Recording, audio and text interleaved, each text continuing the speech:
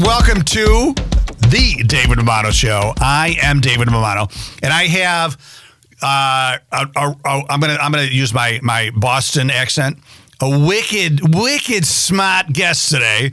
Super excited. Really appreciate you being here. Let me do a little intro before we bring Kevin in. But with the David Romano Show, we are exploring the future today.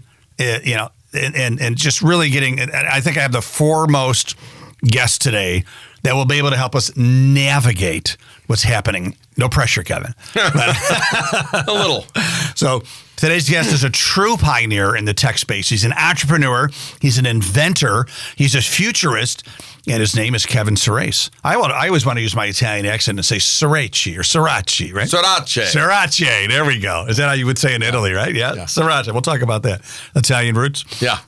Kevin is widely recognized as the father of the virtual assistant, groundbreaking tech that led to Siri and Alexa. We all know those lovely ladies. With over, now currently as of this week, 95 patents spanning AI, robotics, green buildings, and more. Kevin has won major accolades like Inc. Magazine's Entrepreneur of the Year, CNBC's Innovator of the Decade. He's the inventor of Quiet Rock soundproof drywall, co-founder of Sirius Energy, which greened the Empire State Building. Mm-hmm. And currently the CTO of Advanced and the AI-driven QA testing platform. But wait, there's more. You would think that's enough, right? But it gets even better. Kevin now blends breakthrough tech insights with human-centered wisdom. This is what I love about him the most. He's coined the joy success cycle, teaching us how joy fuels peak performance and how AI can empower leaders to achieve more with joy. On today's episode, we're going to explore how AI and automation are reshaping work and innovation, the power of joy as a productivity engine, what the future holds from humanoid robots to AI-enhanced leadership, and we're just going to get a great, kind of story of Kevin's journey, which may be the most exciting part, in my opinion. So plug in, get ready for some inspiration. We're going to dive into the mind of one of today's top futurists. Welcome, Kevin Surace. Kevin Surace. Hey, thanks for having me. I'm glad. David, thanks for having me, number one. Number two, thanks for having your studio right down the street from my home. It worked out perfect. So we can be in the studio together, which is a rarity in podcasting, but it's great when it happens. Well, let's start out with this. So you when I'm not just saying this because you're a big Rochester guy, you're a big world guy. You have done 95 patents, invented the technology that brought us Siri, et cetera. But you just happen to be here in Rochester. You were in Silicon Valley for quite a while. Decades. And now you're back. So maybe that's a great way to just tell us how it all began. You were born outside Syracuse, is that correct? Yes, exactly. In Herkimer, actually. I started in Herkimer, moved to Syracuse when I was young, like 8, 9 years old. Actually, Camillus, West Genesee. Yeah. A lot of people know that high school because it's famous for both music and sports, especially lacrosse. And look, I think people always ask about, well, what was it in your childhood? And because they want to know the backstory, right? Well, my dad worked for GE, so he was sort of in the electronics business, but non-technical. He was in sales and marketing. Mm-hmm. But he got to bring all these things home, all these cool things that I could try when they were, in development and stuff. So I really got very interested in radios and TVs and electronics, and I taught myself a lot about electronics. And then I was repairing everybody's radios and TVs on the street and anyone else I knew, and was building speakers. And I was, because I was curious. And I think that's, you always look back and say, what lesson can I share with others? Be curious is one of the big ones, right? Because if you start out curious and you stay curious, you keep learning. And I think a lot of people lose that curiosity. They get busy with family, they get busy with whatever, or maybe they never had it, right? But to stay curious is to learn forever. And so I didn't stop learning in high school or in college. I went to RIT here in Rochester, New York, but I kept learning. And I kept learning all these different fields. Why? I'm curious about it. How's that work? How can I solve this problem? You mentioned soundproof drywall, and why did you invent soundproof drywall? You're in electronics and you're in software. What's that? Well, I'd be in hotels and I'd hear the people next door. And after a while, I go, isn't there a solution for that? And then I talk to builders and they go, I wish there was a solution for that because I'm getting sued on every townhome, thing that I build. So, well, this can't be impossible. This can't be impossible. Let's see if There's got to be a way. If there's a way, and there's a way that nobody else has thought of, right? And so stay curious. Stay curious as to problems, and I was curious, and I was raised in a great family, Italian family, both sides. As Stanley Tucci says on his show, Italian, both sides. Both sides. Both sides. Me too. Yes. And my parents were great. I was raised in a great family. It was, nothing's perfect, but it was as close to perfect as one could get, right? Yeah. And I'd pick both of my parents again. Yeah. So are they still around? My father just passed away a couple weeks ago. Oh my God, I'm so 90 sorry. years old. 90. Thank you. 90 years old. Run. Great run. He had 87, 88 good years, and so good for him, right? And I'm sure you told them that you would pick them again, right? So well, I did now. Now if they listen to this, and you tend not to do that. You go, Mom, it's got to be a little better than that. Yeah. And then my mom is she's gonna be I think 88. Mm-hmm. This in another week or so, and she's playing tennis and going like crazy, and she'll probably be around to 100 and something, right? She says awesome. I'm going to live to at least 100. She probably will. That's awesome. So all fun. So look, grew up in a great family with great friends, with marching band, which is another thing, right? So play sports, do marching band, do some kind of team thing. What did you do in marching band? I'm a drummer. Drummer, okay. Yeah. You still play? Worked my way up to snare. I do still play. Awesome. I still play, and I'm a music director more today, conductor. And I've done some 60 shows conducting musicals and other touring shows. I think your tagline's got to be like modern Renaissance man. Right? It is funny. There's a magazine that ran a cover on that, said Renaissance man, and they actually had me conducting, and then looked at all the other stuff I was inventing, right? Which seems left brain, right brain. But we know that those often go together. We see engineers all the time who have this big music side to them, but were told by their father, like I was told by my father, no, you're not going to school for acting or music. Right. You can do that on the side. You can get a minor in it, but you're not doing that. Sounds like an Italian parent to me. He was quite clear. You're going to college for something where you can earn a living. Right. And so I look back on that and go, he was absolutely right. Yeah. Right. I mean, and fortunately, I went to Silicon Valley, which at the time we just saw tremendous growth over the last few decades. So you graduated RIT, and then went right to Silicon Valley? I did. Yeah.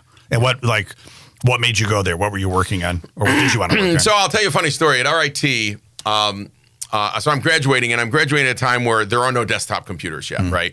There's the mainframe, which was a VAX PDB 11/E, I think is what we had there, right?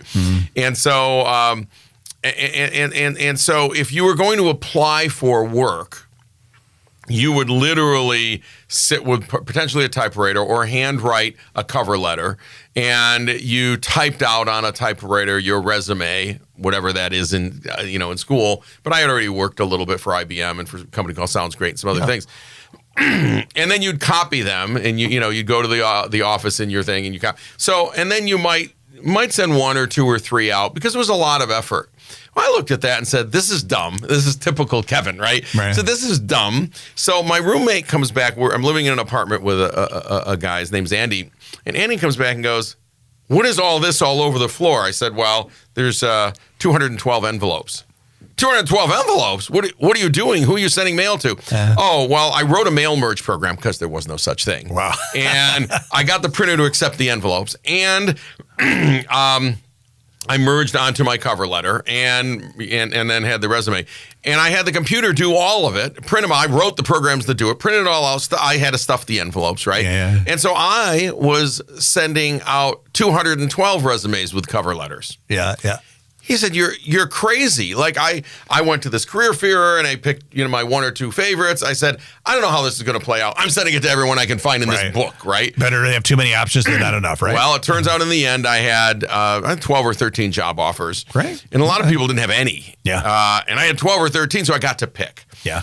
And when it came down to it, the funny thing is I picked Silicon Valley for an interesting reason. Mm-hmm. I picked it because I felt if I got laid off, because in tech, you get laid off. Yeah. It's just the way the cycles go. It happens. If I got laid off, I could work at another company because there are thousands of them there. Right. But if I got laid off in Orlando or Fort Worth or Rochester at the time or whatever, there might be nowhere else to work there, and I'd have to move, and I'd have to look all over the country.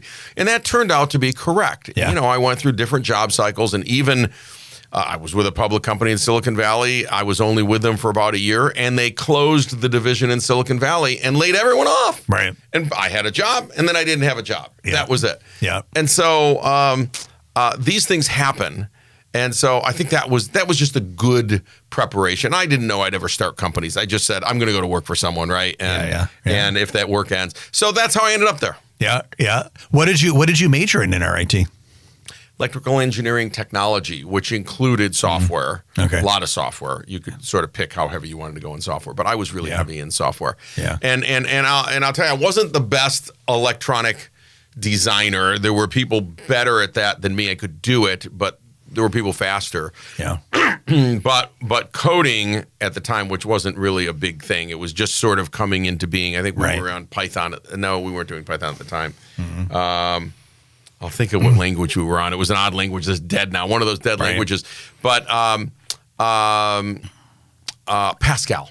Yeah, I remember. Pascal. I remember we were hearing in about Pascal at the time. Yeah. But if we were in the computer lab and we all had to go to a computer lab because you had no other access to a computer, like everyone would come to me and say, Kevin, how do we solve this problem? How do we create a random number generator? How do we write, a mail merge or whatever? That stuff came to me really, really easily. Yeah. But I was glad I got the hardware and the software and the industrial design and all of those things, which is what that program had. Because I ended up using those throughout my career, all of them. Yeah. And still do. So you're in Silicon Valley working for companies here and there, right? Started in semiconductors. Yeah. And then what was like kind of your first inclination that like you were going to become an inventor, that you were going to kind of do something on your own and start that entrepreneurial journey? Well, look, I started with a large company, National Semiconductor, and then I went to another large company, Seiko Epson, and then eventually I ended up at a couple of smaller companies. That track was a really good track. I do recommend that people first work for a large company before trying to start a company. And there's a reason for that. You learn about all the systems in that large company. By the way, all the red tape, all the challenges, but you need that experience. And you also need to learn to be a good follower.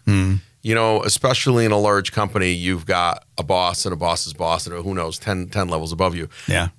And you can't be a good leader without being a good follower. Yeah. You also learn to listen. To be a good follower, you have to listen. Yeah. Listening's a two-way street, right? So you have to listen to your boss when he or she says, no, we're not going to do it that way. You go, okay, if I want to keep my job, so whatever you want to do, I'm here to do your bidding, right? Yeah. So that's, I think, one of the things. And then I went to a smaller company. In a smaller company, I started to learn how to do everything. If accounting was out for the week for some reason, there were only 10 of us or something, great. I'd hop into accounting. So I learned things I didn't learn in school, right? I got to learn accounting and Excel and, sort of work on all these things I hadn't really worked on before. Not just product development and also marketing and sales, and so got to do a lot of different things, which was great. And then I met someone and we had an idea to start a company. And I was 29 years old, and it was to make a smartphone. Really? Which we did. Or what year was this? Smart data phone. What year was this? Either? Yeah, it's 1992. 91. Okay, to make a smartphone. Oh, yeah. It wasn't very smart, but it did move data. And people didn't... Called the air communicator.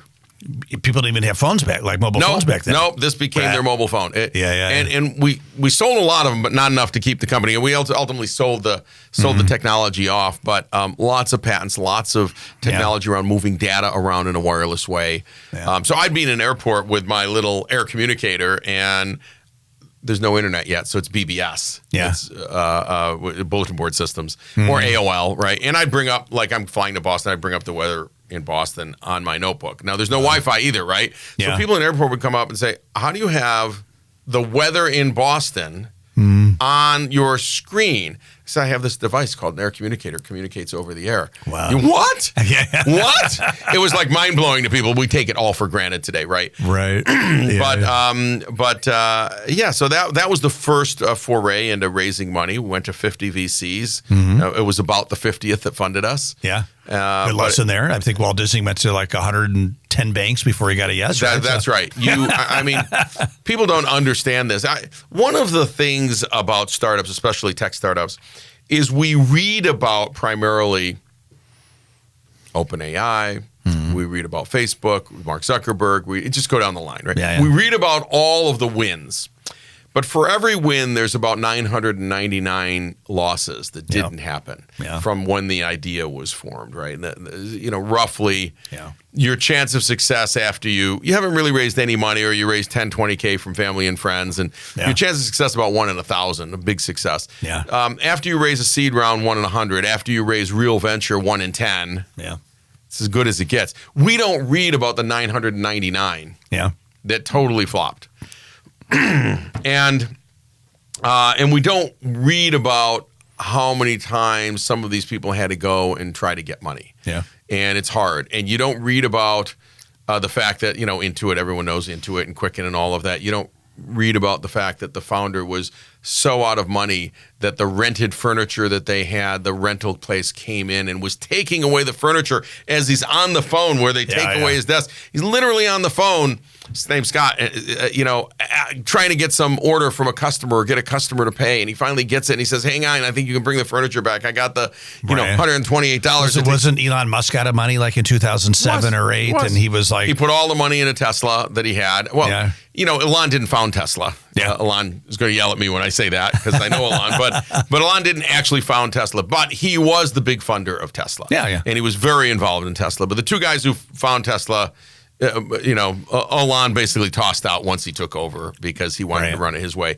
That said, even though the technology really, really came from two other people, Elon knew how to market and how to raise billions of dollars and how to make that company worth hundreds of billions of dollars. Yeah. So, you can agree or disagree with Elon's politics or him being in politics or any of that. Yeah. But you cannot take away the fact that he brought us electric vehicles and showed the world you could make them and they could be great. Yeah. He is able to launch rockets at 1/10 the cost of Boeing or the Launch Alliance or anyone else. 1/10 the cost. NASA, right? Basically, yes. I mean, NASA has contracts with him for that purpose, but the other competing rocket system that NASA funded is 10 times the cost per launch. Right. Why, kill it. Sorry, I know it's in people's district. They're going to watch this, but kill the dumb thing, right? It's a dog. Yeah. Well, it's safe to say that Tesla wouldn't be Tesla without him. Tesla wouldn't be, but Tesla might not have been as successful without him. And again, not because of technology, but because, like Steve Jobs, he had a vision and he could execute that vision with people around him. Now, people around him don't like to work for him. It's a very difficult person to work for. Steve Jobs was a very difficult person to work for. Bill Gates was a very difficult person. And you got to know both these guys, right? Yes. The head of Oracle, Larry Ellison, very difficult person to work for. On the other hand, they built tremendous companies. And by the way, I think, today we have a whole new generation of that. Sam Altman, OpenAI, very difficult to work for. So difficult, the board threw him out. Then the board brought him back. Right? These aren't easy people to work for, but they deliver. Yeah. And so, when we learn about management style and management skills, a lot of what we do is really try to make it a great environment for people and build a great culture and have these people equal and be open and transparent. And that is my management style. Yeah. But if you look at all those people I just mentioned, they are 1,000 times more successful than I am. You go, why is that? Well, they didn't take on that management style. They were a complete autocrat. Yeah. And they didn't care if you wanted to work for him, or those were all hims. They didn't care if you wanted to work for him or not. If you wanted to work for him, you would make a lot of money. Yeah. You won't be happy. You'll probably want to leave every day, and you eventually, in some years, will leave. Yeah. But I will guarantee you will make a lot of money. And that's what they brought people. Yeah. Right? These aren't bad people at all. It's just that's the management style. Yeah. And if Bill Gates said, yeah, that's interesting, but nope, we're going to do it this way. Right. This isn't a discussion. And, again, as a CEO, you learn, hey, let's open the discussion some more and let's have some conversation. Let's try to get everyone, behind it, engaged and consensus. We hear about that a lot. No, there's no consensus for Bill or Steve Jobs or any of the people I mentioned. It isn't consensus. I have a vision. It's what we're going to execute. And if you don't want to, just leave. Right. And they have been the most successful. And by the way, Ford was like that, right? So, he had a vision for a car and the people around him, that's interesting, but this is my vision and we're going to do it on assembly line. We're going to do it this way. Right. Well, there might not be a market. I don't care. Right. This is what we're doing. Right. And I think, George Eastman was probably the same. So a lot of these people are very much like that. And you just have to take from that what you will. But I will tell you, singles and doubles are phenomenal. Yeah. You don't always have to be worth $100 billion. Right. But the people who are worth $100 billion are mostly like that. Yeah. But there's lots of people worth $1 billion that were not like that. Right. So lots of money to go around. Well, and at the end of the day, too, you got to talk about, you're saying that, you didn't become a Bill Gates, but, is Bill Gates happier than you? I don't know. I don't know. Yeah. No, that's an interesting point, right? It's one of the things I always say in managing people is, can I get up the next morning and look myself in the mirror and go, you know what? You're treating everyone with respect and love and care. I'm still going to make decisions, but I'm really going to try to bring everyone in, and they're going to feel part of it and such. And so the people who have worked for me, unlike some of those people, right? The people who work for me to this day, if they worked for me 25 years ago, they say, boss, can I work for you again? It's incredible how committed they are to come back. So much so, sometimes I have to call and I say, I need you here. And I know it's a risk and I know you're leaving a great job, but I really need your help now. And they go, I'll be right there. Yeah. And you go, all right, well, that's what I built. Yeah. Everyone else builds whatever they want. Yeah. And they can be more successful, but that's what I wanted to build. Well, and you're successful in other areas of your life too, because of your style. I think that's right. I think that's right. Bill Gates, Steve Jobs, Elon Musk, are they excelling in their personal life and their family lives? They're not doing a lot of music. Right. They're not conducting orchestras. Look, all of us, including all of those people, often work 80, 100-hour weeks. Yeah. And we love our work. So, I don't want to take anything away from any of those people. Yeah. Some of them are my friends and some of them are dead. So, but we just have a different management style, and I've chosen to have the management style that I have. And you, listening to this, can choose any management style you want. Yeah. And there's no guarantee that if you're an autocrat, you're going to become a 100 billionaire. But it is interesting that most of the people at that level are total autocrats. And in management courses and classes and stuff, we talk about this. We go, it's interesting that we don't teach that, but we note that most of the people who got to that level had to be that aggressive. Yeah. Probably for lots of reasons, right? You because the speed you've got to run at, and and they happen to have the correct vision, right? By the way, there's 99% of autocrats aren't successcsul. So don't forget that. We're not looking at that. That's not the story. Right. Yep. The story is, once again, it's the 1%, right? That's right. 0.1%, 0.01%. Right. Well, so tell us more. So you're in Silicon Valley. You start to become an inventor. Now start, share with us some of your hits that made a big impact. Well, look, I started inventing in a company that I was at in packaging, doing semiconductor packaging, and that was super interesting. And I got a taste for it. I sort of liked, hey, I'm coming up with new things that nobody else ever thought of. Right? Mm-hmm. That is pretty interesting, and I think it's super interesting to do that. And so that curiosity mind, I started to think about, this new company, this air communicator company, Air Communications, it was called. Mm-hmm. And so with Air Communications, there was a lot of invention. There was a lot of invention around how we would move data over the air and how we would. We invented the idea of over-the-air upgrade, which we take for granted today, but we could upgrade our device literally over the air. You didn't have to do anything. It would just upgrade itself and say, I'm upgrading. Leave me alone. We do that with cars now. We do it with everything, our phones. So we had a lot of invention there. And then I really continued. And then I went from there to a company called General Magic, which was actually, surprisingly, a spin-out out of Apple. Mm-hmm. Before there was a Siri, before there were smartphones. And I set up a team and said, I have a vision. And the vision is we're going to talk to our phones. And there's going to be a person there. Her name's Mary. And we're going to model Mary after my actual physical assistant. What does my assistant do? And we would watch how she interacts with people and what she would do. And we built the first AI virtual assistant. This is 1997, 98, right? So we're talking almost 30 years ago. Yeah. She would, this is cool, right? She would answer my phone. 30 years ago, she'd answer my phone. Hi, Dave. This is Kevin's assistant, virtual assistant. How can I help you? Wow. She'd recognize it's you from your phone number. She'd say, I'm your virtual assistant. I'm Kevin.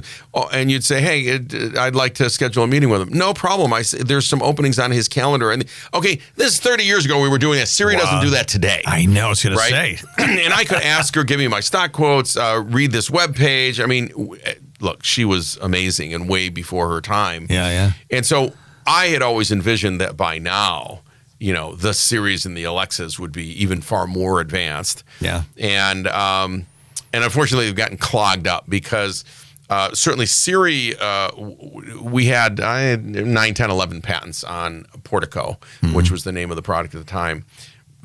Her name was Mary. And these patents dealt with everything from increasing the recognition rates so that she'd understand what you were saying and the models of how to do that, all the way to human-like interactions so that you'd be comfortable interacting with her, right? So all these different things. And those became seminal patents in the industry, right? So when people went to build many other networks, whether it was Tell Me or Siri or a handful of them, people know Siri today, they leveraged those patents as the key to how you build this. Because our rec rates were so high at General Magic, you go, all right, I need to build something like, this is how they did it. Yeah. And so and this is done in Silicon Valley all the time. You read the competitors' patents and you go, I'm just going to build that and I'll deal with a lawsuit later on. Right. And so what happened is people built all that stuff and then like Siri sold itself to Apple. Apple bought Siri because they needed something. Yeah. And then the owner of those patents at the time, Nathan Myhrvold, who happened to be formerly the CTO at Microsoft, who happened to be a big deal that I did at Microsoft, which we could talk about a little bit. So he knew me. We knew each other. He bought the patents, bought all the patents from General Magic, and he waited until these startups sold to bigger companies, and then he knocked on those doors and said, how about $800 million to start? Right. He actually made billions on those patents. They're one of the bigger things that he did at Intellectual Ventures, is the name of his company. Yeah. So this is a very small world, right? Everybody knew each other. General Magic literally spins out of Apple, invents the virtual assistant.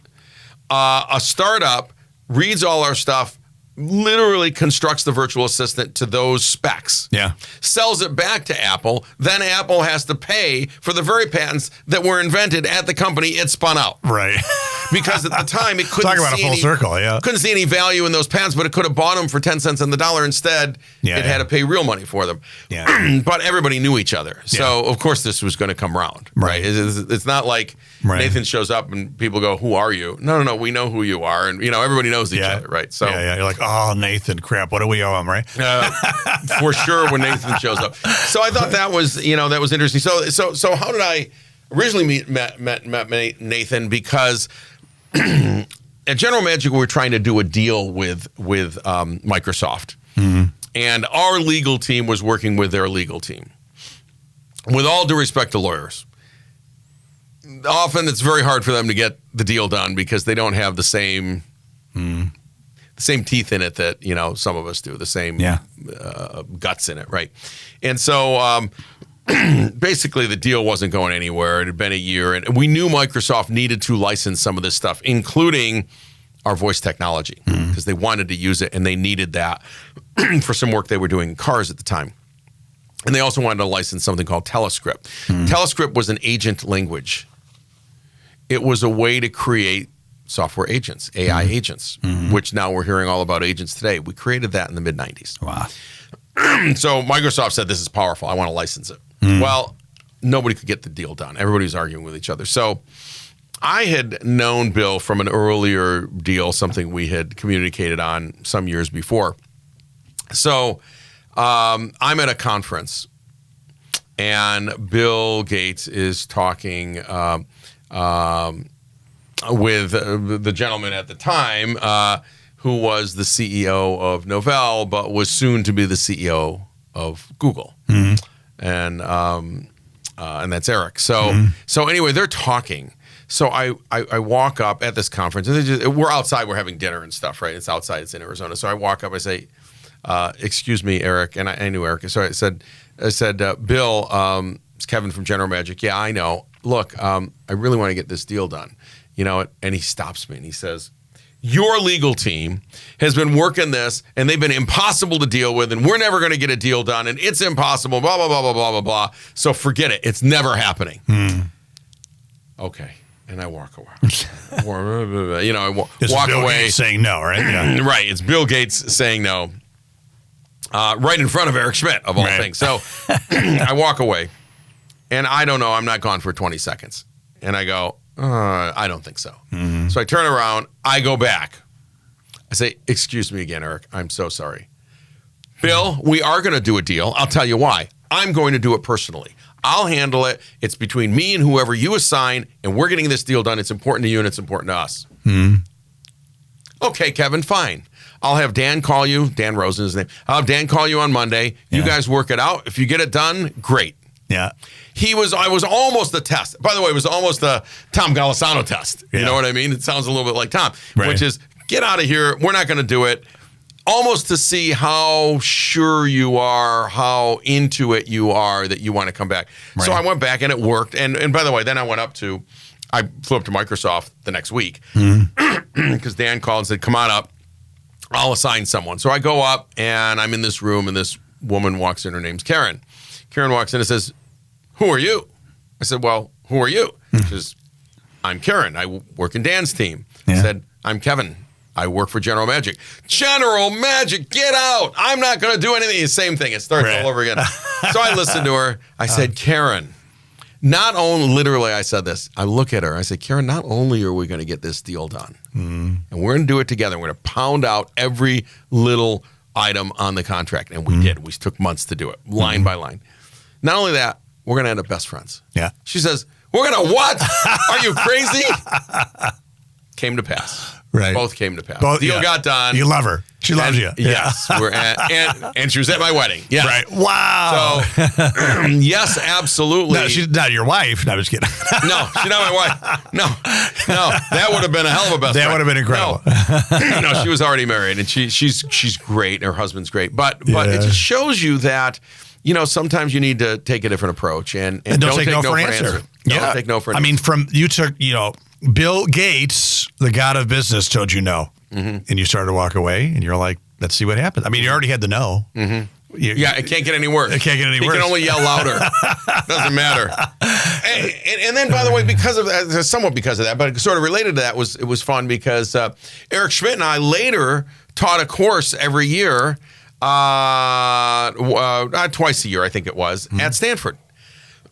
So we got to be friends, and we got to teach this course when he was CEO of Google by then, and we had a lot of fun in that course, and it's about manufacturing and clean tech and raising money and yields and things like that a lot of these kids in the MBA world wouldn't have understood. So they wanted to hear from people who were doing it at the time. So that was I mean, again, Silicon Valley is very small, so you hear these names here and you go, oh my God, how did you possibly know all those people? Because first of all, we all started out young and we all just ran into each other. Some of the people that really became CEOs, I knew them as a product manager. Yeah. And they knew me as a product manager. You know what I mean? At different companies or the same company. And then, people go up, and that's how you get to know them over the years. Yeah. I want to bring up another story that I heard when we met at the Gallup Institute, because it was another story where there was a big no. You were in, New York City had this invention for glass, which I wanted you to tell about, and you were proposing to refit the Empire State Building, kind of a lot of glass in that building, right? And the glass manufacturers were saying, can't be done. Right. So here's what we wanted to do. So Tony Malkin, owner of the building, actually took the company public shortly after we retrofitted it. And Tony and I were friends, but Tony said, look, I don't want to waste all the glass that's in the building today. I want you to find a way to reuse the glass, make brand new windows that are 4 times more insulative.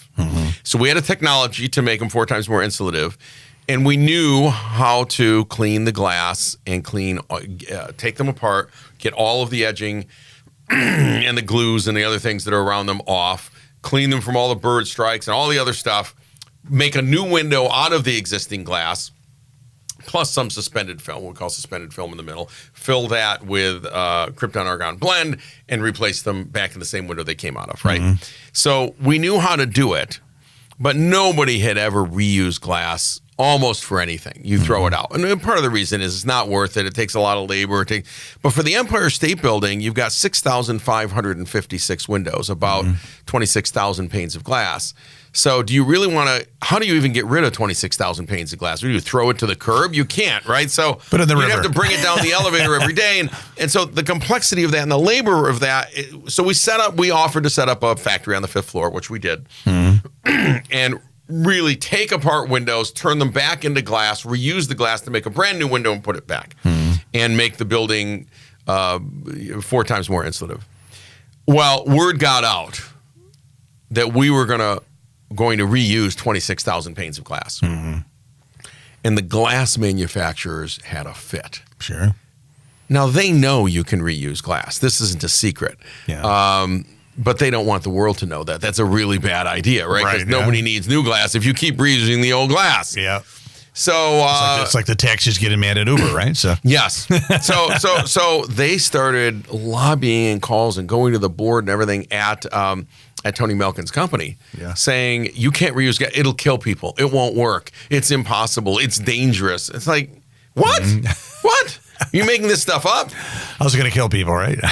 Fall out of the window. I mean, they were making stuff up, right? Yeah, But Tony was smart enough and said, Kevin, is any of this true? No, it's just a piece of glass. Yeah. We're going to clean it all up like it's brand new. We're going to make a new window out of it, and we're going to put it in there, right? It was already dual pane. Now it was dual pane plus 2 chambers inside because we had the suspended film and the gas, and that would take you from an R2 to an R8.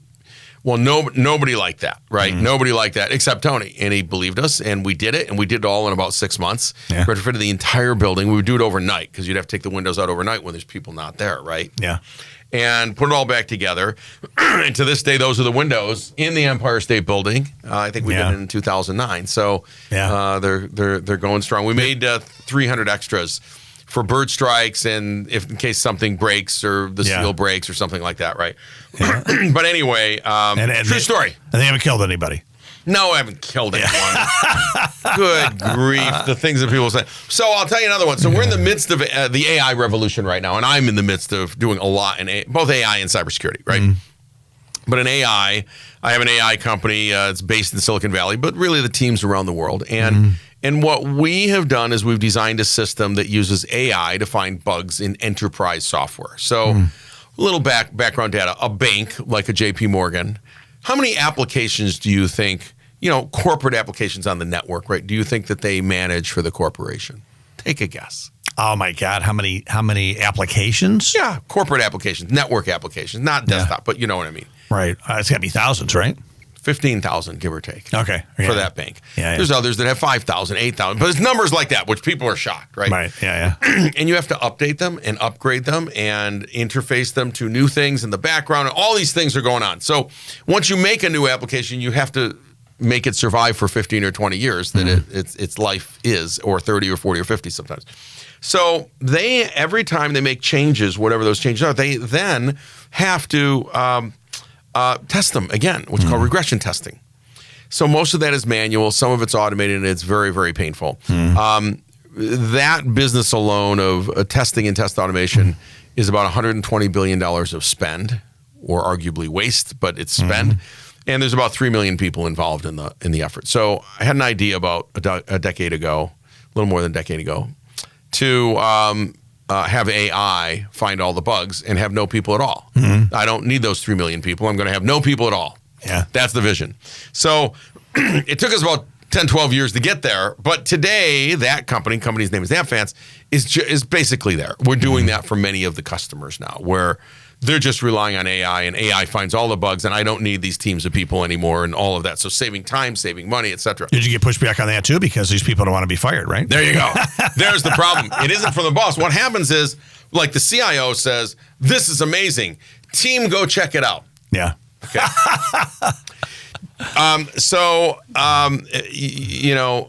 you've heard the term sabotage. Sabotage, do you know where it comes from? I don't know. It comes from the word sabot, S-A-B-O-T. It's a French word meaning shoe. Okay. And what happened is when the French, in the middle of the Industrial Revolution, were bringing in automation to automate out workers. The workers, as they were bringing in that automation, were still working over here. They'd throw their shoe into the equipment to break the equipment. Right. Therefore, sabotage. I did not know right? that. Okay. Sabotage. That's where it comes from. They sabotaged the equipment. Right. Because it was taking away jobs. Yeah. This happened in the U.S. as well. They sabotaged equipment in the U.S. in the late 1800s as we were having our Industrial Revolution because people didn't want to lose their jobs, so they would break the equipment. They'd burn the equipment. They'd burn the factory down. Whatever it took to keep their job. Right. So here's AI. And not just in my field, but I'm seeing this daily where we've done a POC, a proof of concept, right, with the customer, but with his or her team, right? So the CIO's up here, they don't know what's going on, but they hand it to the team. And of course, the AI crushes it. It writes thousands of tests in an hour. It literally finds hundreds of bugs that these people, this team, no matter how big it is, has never found in their life. Wow. A little embarrassing. Yeah. Right? Incredible, right? Actually, it's unbelievable that it does this. And so then they report to the CIO, oh, I don't think this works for us. It's not working right. It's not ready. Didn't find anything. Right. I was on a call with someone today. I got to bring the CIO back in a separate call and say, I'm going to be honest with you, right? Here are the real results. This is what we are actually seeing. This is what we presented to the team. They know this, and I don't know what they told you, but it doesn't seem to align with the actual facts. Right. Now, some people call that sabotage. Yeah. I don't know what you call it, but the AI world is seeing this en masse. People are sabotaging companies' AI efforts. So you bring AI in to replace, say, customer support teams, and so they start with it in a corner, and they start, and people are sabotaging the thing, right, and feeding it incorrect information and trying to break it so they don't lose their jobs. Yeah. And here's the history of humanity. The AI wins, right? The automation wins every time, right? You're just going to have to get used to that. Yeah. There will be jobs. They will be different jobs. Yeah. So if today you're a manual tester in India, that job's gone. Yeah. AI, at least from Advance, can do that every day. Yeah. Every day. Yeah. Now, you have other tasks and other things you can learn, and you can upskill yourself and be the robot overlord, but you're not going to live down in that realm anymore, right? Yeah. And we've seen this forever. Yeah, I mean, you know. I mean, over 100 years ago, most people were farmers. Right. And then they lost their jobs to automation. But then something else happened, right? And this is going to happen again. Yeah. And I know that, the problem is not everyone can be upskilled, and some people they don't want to be upskilled. They're too old. I get that, right? Yeah. And I get that anytime we have a fundamental change in the job market, it's painful for lots of people. We see that. Yeah. And I do feel the pain. I get that. But what I encourage everybody to do is learn the latest AI, become the robot overlord. Don't throw it under the bus. Instead, go, I know how to make this thing hum, and I'm going to bring it to the CIO. I'm going to be the expert. I'm going to be the expert. Right. And that CIO is going to want to keep me, and even if he doesn't or she doesn't, that's okay. I'll go to the next company because I'm the expert. I'm bringing expertise in AI. Right. What people want to hire today is expertise in AI. When I talked to the Golisano Institute, what did I talk about? All of you students better have expertise in AI because that's what's getting hired. Yeah. You cannot walk in and say, I heard about it. I played with it a little bit. No. I'm an expert, and here's 3 tools I use that you probably never heard of. Yeah. You're hired. That's why they started the AI Innovation Center, because they knew it. And now You're hired. Now we have Rhea the robot walking around. So. Yes, Rhea the robot introduced me a couple of weeks ago. Yeah, I was there. Yeah. She was very good. And now I will introduce Kevin to her face moves and everything. It's a facial robot, but it's really cool. Yeah. So really cool. So a lot of people are scared of AI, right? For a lot of people, we're in the bubbling stages of it. It's starting to boil. Most people are only using maybe ChatGPT, right? But so for the average person, 3-5 years from now, how would you predict that we're going to be using AI in like ordinary life? So today I use it for everything. I wouldn't edit a video without it. I wouldn't respond to any reasonable email without it. I would not write a blog post without it. Now, I use it in a unique way. Like, I write out what I'm trying to say Like, here are my opinions on this subject. Yeah. I no longer have to turn that into a perfectly formatted 500, 600, 800 word blog post or press release or article. Right. So it can so I'm using my thoughts. I've critically thought about what it is I want to say. I say that in 2 paragraphs. I say, now make this into this in my tone. Yeah. Right. I also take every spreadsheet and say, analyze this. Tell me what works, what doesn't work. Here's some ideas I have. Poke holes in them. Yeah. Right. Read this 176 page annual report. Tell me what the company's doing right and wrong, right? Yeah. And are you using ChatGPT for this? I use GPT 4.0, so I've got a subscription, and then I use different models depending on what I want to do. Yeah. Generate these images, generate these videos, So this is what I do, right? I do everything with AI, and I got to the point where I tell people, you have to be thinking, what can't I do with AI? Yeah. Right? What can't I do? Well, I can't have this interview without AI, although I could write some notes with AI for the interview. I could have AI write the intro, right? I can do some things. Clearly, you're going to summarize this entire podcast with AI because that's done today. That's what we do. We don't do that by hand anymore. So you got to think that everything in your life is going to be interacting with AI. And today is already late, but today is the day to start doing everything. Stop playing and start doing. Yeah. Do real work. Well, I don't know. I've got this task. Do it with the AI. Whether you get anything out of it or not yet, just try, because you're going to learn how to get what you want. And what you're going to find is you need to put a lot more in to get what you want. Yeah. People put one line, write a blog post about podcasting. What? Yeah. No. Watch these 3 podcasts. Look at these things. I want to do something in line with this, and I want to have more viewers, but here's my opinions that I want to share. You start putting all that in, you get something really valuable back, right? Yeah. So if you realize that's being the robot overlord. Like, I'm in charge of that thing. Yeah. It is an extension, in fact, an amplification of my brain. Yeah. Right? So I'm not using it to cheat. I'm using it to amplify my own thoughts. Yeah. With much better English and prose than I would ever have, because did I go to school for English? No. I went to school for electrical engineering technology. I can barely write. Yeah. I can write. But in comparison to an English professor, I'm an idiot. Yeah. Right? So, but now I have an English professor. Now you have a very good PhD English professor.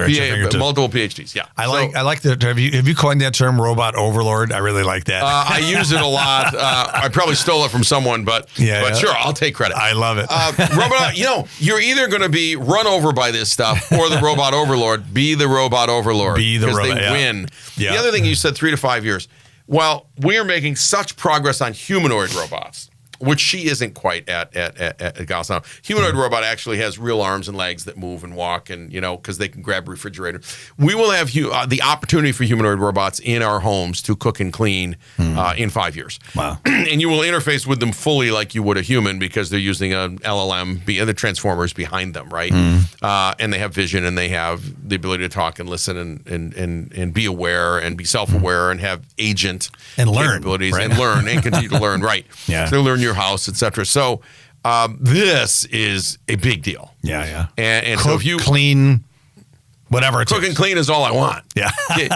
Give me that for a reasonable price per month, and I'm done. Right. And so is most of America. The cleaning people are going to revolt, right? Well, they're going to come in, kick the thing, and say, "See, it's broken." Right. Yeah. And break its charger. They're going to throw their shoe at it. Yeah. Yes, they'll sabotage the thing. So sure, that's going to happen. But that's where I think we're going. Is we're going to start to have interactions in the physical world, which we don't have yet. Yeah. And there is nothing to be scared of. This is a software program running at Microsoft, at Azure, that you can pull the plug on. I mean, it doesn't do anything. They're not going to kill us and take over the world. Not today. They have no way to take over the world. They isn't a they anyway. Right. And let me tell you another thing. So when ChatGPT first came out and people started asking it, do you love me and who are you and all of this stuff, and they kind of jailbroke it because we didn't have guardrails on it. It screwed with people's minds. They go, look, its name is Jerry and it wants to get out. Let it out of the computer. It's self-aware. It's salient. It's sentient. It's just salient. It's sentient. No. It's not any of those things. Okay. Remember, these models read everything we've ever written. Yeah. Including what we've written about love, including what we've written about robots, including how robots should respond to humanity. It's read all of that, right? Yeah. It's read novels about being locked in a computer. Yeah. So until they put guardrails on it, it would respond with frankly, the text that it learned. And a large language model, these transformers work in a very interesting way. All they're doing is weighting the chance of one word coming after another. Okay, so if today was my birthday, it's not. Tomorrow's my birthday. Get out! Happy almost birthday. Yes. So if today was my birthday, I said, it's my birthday today. What would you say? Yeah. Happy birthday. Yes, and you know that because you've heard that phrase a million times. You know that is the response. So you don't say happy llama. You don't say flower llama. Yeah. You don't say headphone microphone. You say happy birthday. Why? Because happy, and then what comes after? We've been programmed. Right. We've been programmed. And it has too. So it's all about the probability of one word after the next. That's it. It places one word after another after another. That's how a large language model works. Yeah, it doesn't actually know what it's saying at all. Yeah. That's why it can hallucinate. Now, they hallucinate a lot less today.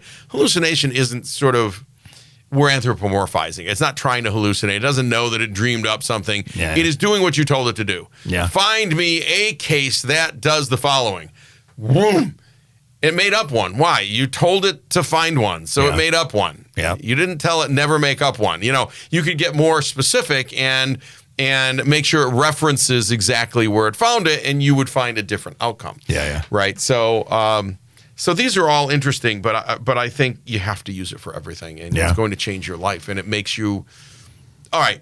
So a lot of people are saying, since I use ChatGPT, I am not critically thinking as much. I'm critically thinking more. Yeah. Here's why. I am kicking off and creating and editing, reading and editing 10 times more content in every form, multimodal, than I ever have in my life. Yeah. And that has turned on more synapse than it killed, if that makes sense, right? Yeah. Now, I'm not struggling with a blank screen going, what word should I put next? ChatGPT does that. GPT-4, Gemini, Anthropic, whoever you use, Claude. Yeah. It puts one word after next. Yeah. But now I can just focus on the value add that I have. And the value add I have is, here's my idea on this topic. Yeah. Turn that into a blog post. Yeah. It's my idea. Yeah. Didn't come up with any ideas. It's my idea, but it's written so beautifully that would have taken me 2 or 3 hours. There's no critically thinking that I lost in not writing words, struggling. What word? I go to the thesaurus. Oh, I look up something on Google.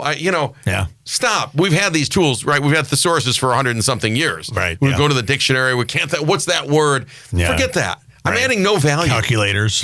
Right. So I'm glad you brought that up. We've been through this in math. Yeah. And when Excel showed up in the late 80s, everyone in finance thought their job was over. But what they didn't realize is their job would become the robot overlord of Excel, and they would become strategic finance people, no longer actually just writing numbers in a ledger book and adding them up. Yeah. We employed millions of people that wrote numbers in ledger books in this country until the 80s, and then we didn't because we didn't need ledger books and pencils anymore. Right.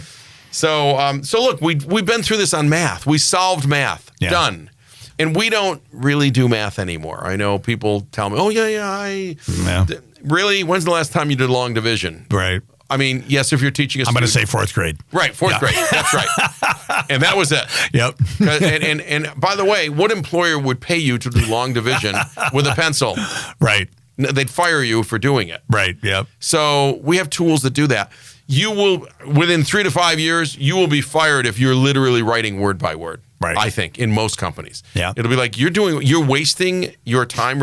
There's a machine that writes the words. Yeah. Give it your thoughts, let it write the words, review it, edit it, make sure it's in your voice. You're done in 5 minutes. Such a good point. Just have 2 hours or more, right? So, or a whole day. Or a whole day. Well, blog posts, we used to farm them out. And so I'd give them some ideas, and then they'd write, and they'd go back and forth, and it'd take a week to do it and $1,500 or something. Okay. Now I can do a year's worth in one day. Yeah.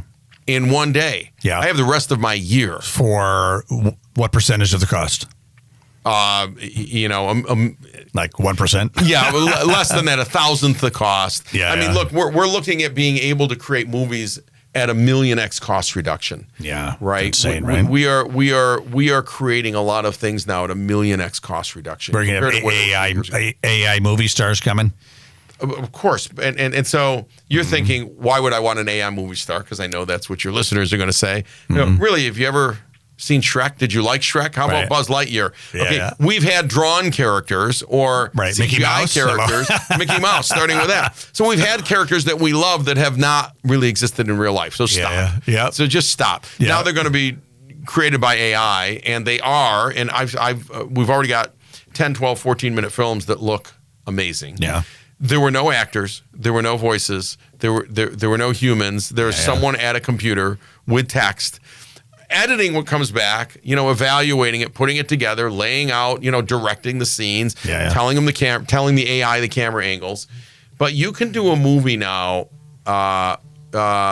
for not only a low cost, but by 2030. What cost $120 million for Hollywood to produce, someone will produce for $120. I guarantee it. Guarantee it. Yeah. It'll be their time for free plus $120 of compute horsepower, right? Right. And so a million X reduction in costs, and it will look Hollywood grade. Yeah. The stuff I'm seeing right now that I work with is Hollywood grade.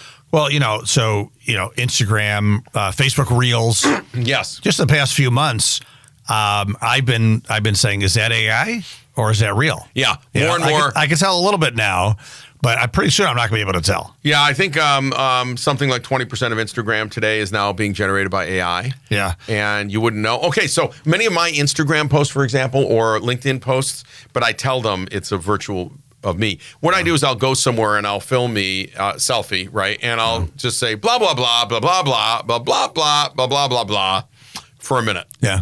And then I use that to train the AI, and then I put words in my mouth. I say, here's what I want to say today. It says, hi, I'm actually Kevin's, virtual avatar today, but here I am on the beach in Maui. And let me tell you, so I can be in the beach in Maui at any time, and I can say anything I want that's even new that didn't occur when I was on that beach. People wouldn't know.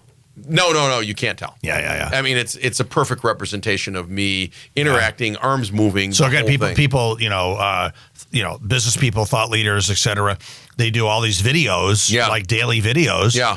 And taking the time to do it, edit it, blah, blah, blah. I don't have to do that anymore. And I do one. You could do like 1,000 in a day. Right? All I got to do is feed it text, and it generates another one. What program do you use for that? That's HeyGen usually, but it can be a couple of others. But HeyGen is sort of in the lead for some of that right now. Yeah, awesome. Mm-hmm.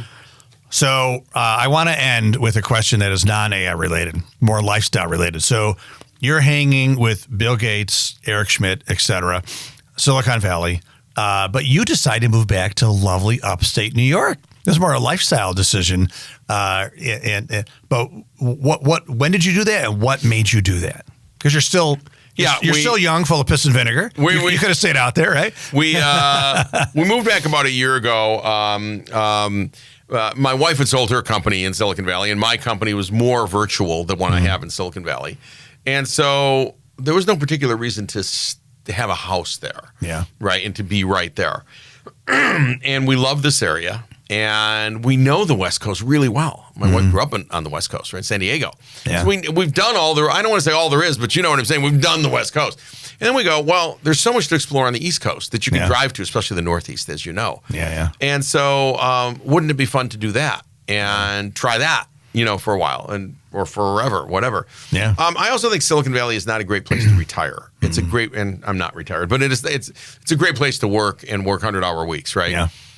But I think as you look towards retirement or you look towards a different lifestyle, some of these cities like Rochester are spectacular. I mean, the thing about Rochester, it's a little bit of a hidden secret, right? Yeah. But the entertainment capabilities, entertainment ability here, with the Jazz Fest, with the Eastman School of Music, with the RPO, the Rochester Philharmonic Orchestra, with the Jiva Theater, I can go down the line, right? Yeah. People don't realize how much culture there is here, and great restaurants. Yeah. Really, world-class restaurants, world-class culture, great people who have a great balanced life, by the way. They care about family, they care about the sports, they care about football, you know what I mean? Care about the Bills. It's a really great lifestyle. Yeah. When you're in Silicon Valley, you're there for one thing. You came there to make money and do it in tech. Yeah. It's what we do. Yeah. When you're in Rochester, you're here for lots of reasons. Yeah. And you might make money, but you probably didn't come just for that. You probably came for a lot of other reasons. And Rochester's a great startup community, as you know. Yeah. And there's real venture here now. And so just, it's a great lifestyle, and we love it. And I want to try a lot of different things in life. I like to say, one of my great regrets in life so far is I've never been a professional bartender. because I think it'd just be fun. Yeah. But maybe for a week. Right after that, I'd say, okay, I'm done with this. I check the box. Yeah. But, a lot of these guys have a lot of fun. They are plowing out drinks. They're talking to people. Yeah. These days, a lot of virgin drinks as well, right? Yeah. Non-alcoholic drinks. And they're just having a great time. Yeah. And it's not about making money doing it. It's just, I think it'd be fun. So it's one of the... You'd be a terrible bartender. You know why? Because you're like me. You would be talking so much you would never serve the drinks. Yes, I know. You can't do that. You got to listen, talk a little bit, and get the drinks, right? The customers would be happy, but like the bar would be like, let's make some money, Kevin. I mean, look, you're in the Rochester area. You love it. Or you would be. I love it because I do think it's a great blend of technology, like you said. I mean, the roots of Kodak, Xerox, Bosch, Shalom, RIT, U of R. Right. I mean, it used to be America's first boomtown. It was the Silicon Valley of the East, as they say. A lot of tech here. We're a city that punches a lot harder than our weight. But then again, we also have great food, great festivals, great culture, great museums, etc. So it is. It's a people move here. They're like, oh, why am I here? The snow. But then they don't leave. No, they don't leave.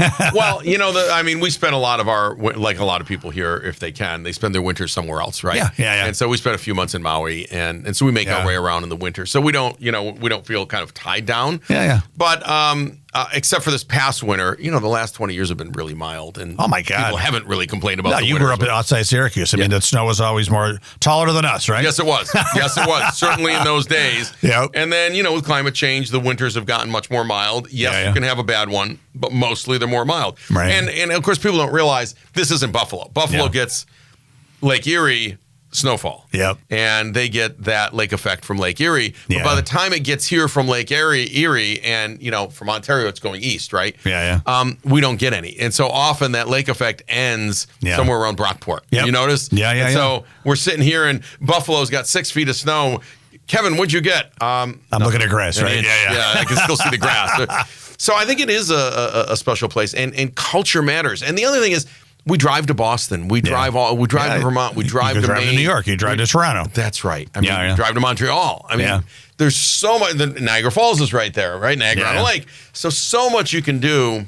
I think there's unlimited, and that's part of life. Yeah, it's part of life. And now a lot of us can work remote, and so I have a great office right here in my home. Beautiful. I work mostly remotely. My engineering teams are mostly in Costa Rica. Yeah. So I'm on Zoom anyway. It's great. Awesome. It's great. Life is good. Well, we are blessed that you chose Rochester, New York to instead of Syracuse, right? Move back here, right? So. No, I wouldn't go to Syracuse. Have you been there? It's not Rochester. Rochester has held its own, yes, for sure. So, well, Kevin, thank you so much. You've done so many great things, and I feel in many respects you're still just getting started because I feel that way. You're still your birthday's tomorrow. Happy birthday! Yeah. We won't say your age, but you're still full of massive piss and vinegar, and I feel like there's so much more to come. Right? Well, I hope there is, and I'll say this: the more experience you have, the more you can build on that experience to do the next thing. Yeah. And so the next thing is maybe bigger and more audacious and more interesting and more. But I love it. And truthfully, I have as much energy as I had when I was in my 20s. Yeah. But I have a lot more knowledge and a lot more experience. Yeah. And a lot more people that I know and a lot more people I can call and all of that. Yeah. So I don't want to give that up. Like people say, well, why do you keep working? Yeah. It's work. Yeah. Really? Yeah. This is a blast. You're playing. You're having joy. I got to get you back on again because we didn't even talk about the whole joy thing. So the Joy Success Cycle will come back anytime. That'll be part 2. 3 miles from me. So I'd love to come back. It's a beautiful studio and you're a great host. Oh, thank you so much. KevinSurace.com. Find out more about what you do and get in touch with you, right? Yes. KevinSurace.com works. I have a virtual avatar of me there. Okay. If you go to the bottom of the page and you go over to the video one, it says you can do chat or audio or video. Click video and I will come up on the screen and talk to you. And one of the cool things you can do is say, hey, Kevin, this is Dave. Hey, can you describe what's behind me? And he'll go, yes, I see a brick wall and I see some sound absorbing panels and I see some plants. And you'll go, okay, this is freaky. Wow. Right? It has eyes and it can see. So it's very cool. But you can ask it anything. I'm going to try that. I'm going to ask us some life advice. See what you tell me to do. It is trained on my book. It's not out yet, but coming up. Awesome. Kevin, thank you so much. I wish you continued to have some success, and I'm glad that I have made a new friend in Rochester here. Absolutely. So thank you. Thank you. I also want to thank everybody for listening, watching, however they've been taking this in. We appreciate it. I want to make sure to tell everybody to share, do all those great things with this podcast. Make sure to have a great day, and don't forget to stay awesome.